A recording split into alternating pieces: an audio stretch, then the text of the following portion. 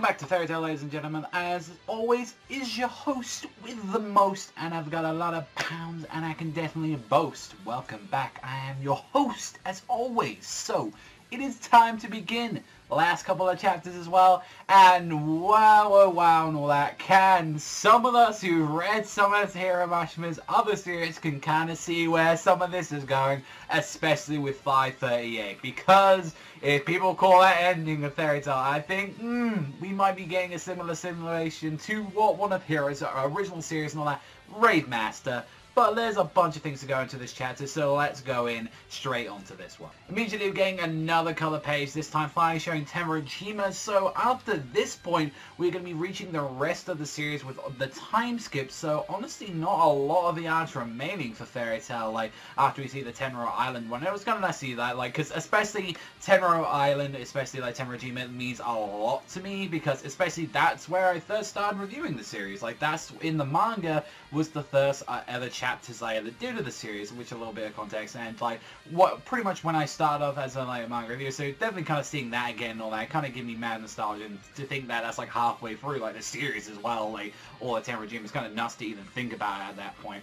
But when we get to see that, and with Lucy using the book at the end and rewriting it, there's not a lot more like kind of context that we do get to see with this stuff. Like, I don't, like, honestly, after we see her sealing like the entirety of the book and saying that this is everything I could have done and all that for Natsu, after everything, after like all the words are returning, and like even with that, like Grey destroying like kind of like the demon, like the power like inside her that's kind of being annihilated, and it's like you do notice that there is some more like kind of like aftermath and all that from like this kind of like using this technique. But I feel like even as well, like I wish we had a little bit more time as well seeing this with Lucy. Or I know as well like the series as well like is on a time limit as well, with only having a couple of chapters left. But even still, I feel like Lucy was just like, she literally came there, rewrote the book, and like went, well, my job's done. See you later, guys, and all that. It's been a nice week. Like, I felt like Lucy was incredibly underused and all that in this part. I feel like there could have been more of a greater moment and all that between, like, Natsu and Lucy in this moment, since a lot of people have been complaining all that their relationship, and especially in this arc, as we're supposed to see, like,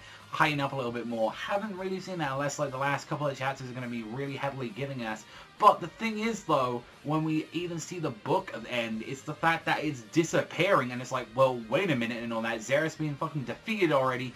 What the hell, you know, is going on and all that? Like, you know, like, is Natsu gonna stay? And we see Natsu walking through this. Like, he's like, yo, what's going on? And he's like, even he said, like, he wanted to see them. And Natsu, like, as everyone starts crying like that, I'm not gonna lie, the guy looks like a pile of shit, to be fair. The guy looks like he's just gone through fucking, like, just a volcano back to the most part. His arm is mangled to anything. He can barely stutter. He's, like, got one eye out, and he's like, and he's still like, hi, guys. I lost a lot of blood. Could really use some right now. Like, he's generally how he's going. He's like, it's over, guys. And the way how everyone's even acting all happy about it, and it's like, but the thing is, though, this isn't without a price. The first, finally, like, you know, she passed away, which, oh my god, a death in Fairy Tail. Like, I guess technically you can talk about someone that did die, came back, and then go again. I feel like if you, in this series and all that, the only way you ever go and die and all that is go, but still, it would have meant a lot more and all that. Like, I feel like, especially with, like, the Mavis and Zero stuff, like, I even said it as well with last week, I really love that stuff, but even still, to this day, honestly, it's gonna, like, take a while even for me, like, and it's still unforgivable, the Makarov stuff into that. It will always forever be, like, one of the biggest fucking dampers in, like, the Fairy Tail series in general, is the fact that Makarov to this day is still fucking alive, and it's like the fact that we're gonna see that stupid smug asshole's face and all that, like, back soon, it kind of really agitates me in that way. But, like, even with, like, how Natsu addresses everything and all that, saying, we shouldn't be sad about this and all that, we should return to this guild and smiling, and the fact, I'm not gonna lie, when he was smiling, like, to everyone and all that, I got a little bit of mad feels with that. Like, when I saw him, like, saying, like, he's acting like everything's normal, when considering there's a lot that fucking changed around here. Especially with, like, how, like, a lot of the characters are talking about, like, yeah, let's go and talk about some of the stuff that, like, that we actually have. And I like the fact that the only part of Natsu's arm that isn't mangled and burnt to the crisp is, like, just barely the Fairy Tail emblem is the only thing that's really left that you get to see from there. And how everyone talks about this is, like, you know, how the future where, like, a lot of characters just, like, kind of forget about some of this shit after the end of the series, but how they're talking about it where it's, like, I need to finish that book I was writing for like Lucy and all that, and I want to go on a journey. I want to find Aquarius. Like Gray's whole thing is like, I finally need to, you know, like give a proper like answer to Juvia. I need to like give her like, you know, apologize to her and, you know, give her that answer that happens. And like the fact that we got kind of left on this cliffhanger as well with Natsu and like happy that they had something as well, saying like they had something to announce right there. The fact is that doesn't fucking matter because Natsu's gone.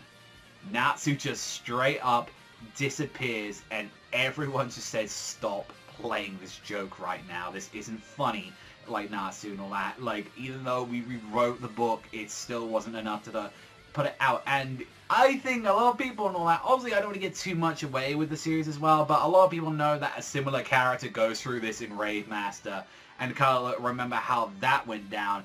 But the whole entire part of the ending of the chapter, all matters is when the fuck Wendy looks up and she sees that crack in the sky.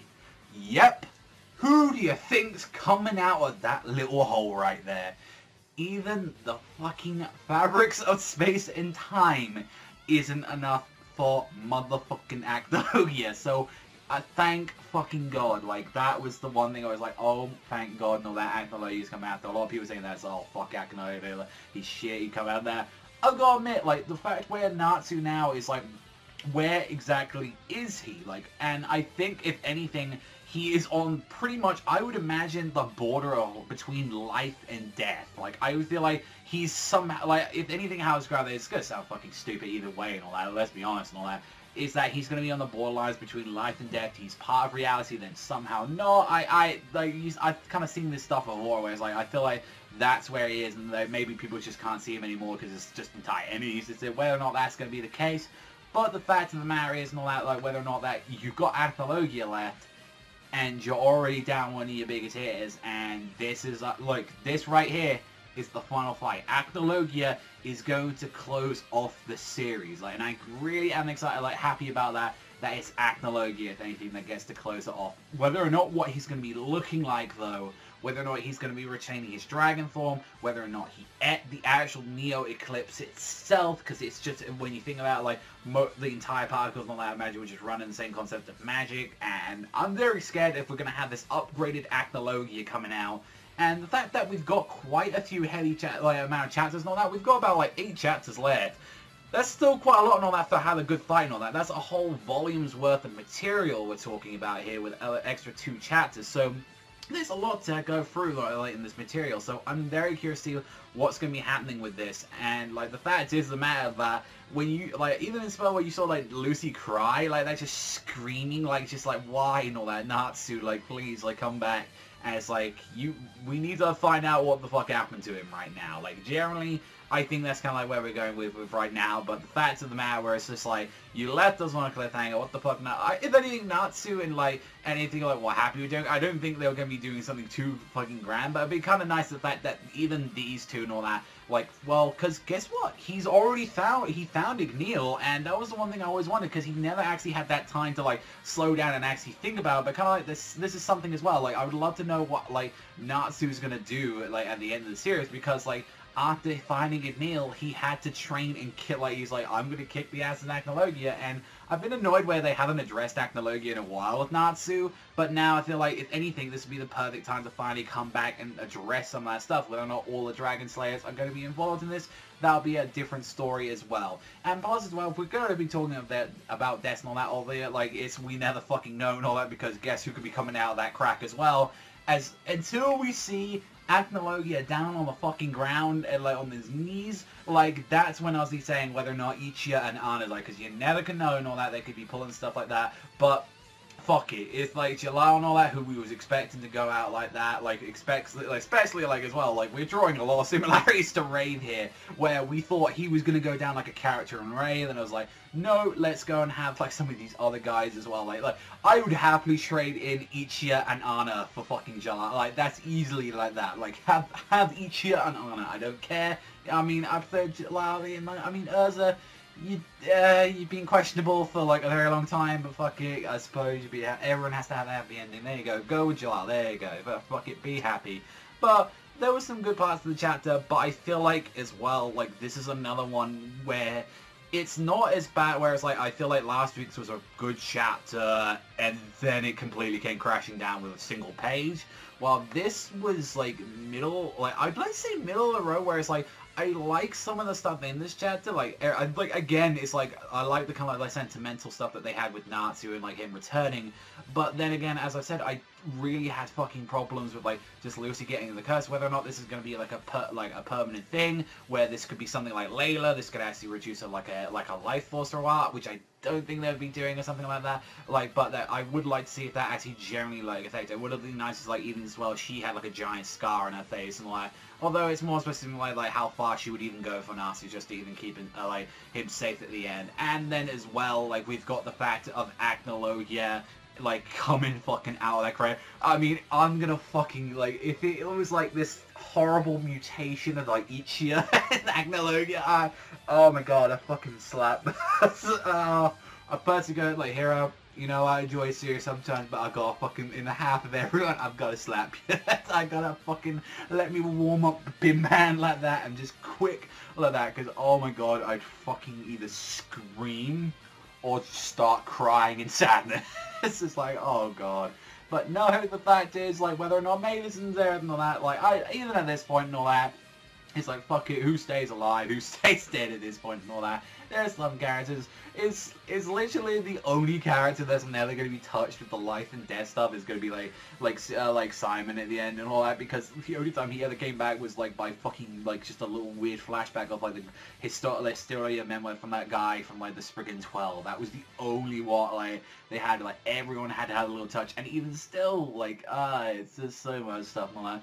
But yeah, no, this is the setup with Acnologia and setup with Natsu's state. I do like. I think a lot of us know what the fuck's going to be happening to Natsu. Like, let's be honest, I don't think he's going to be like completely gone. But this sets up this situation for the characters where it's like you're down a Dragon Slayer already. Like you're down him.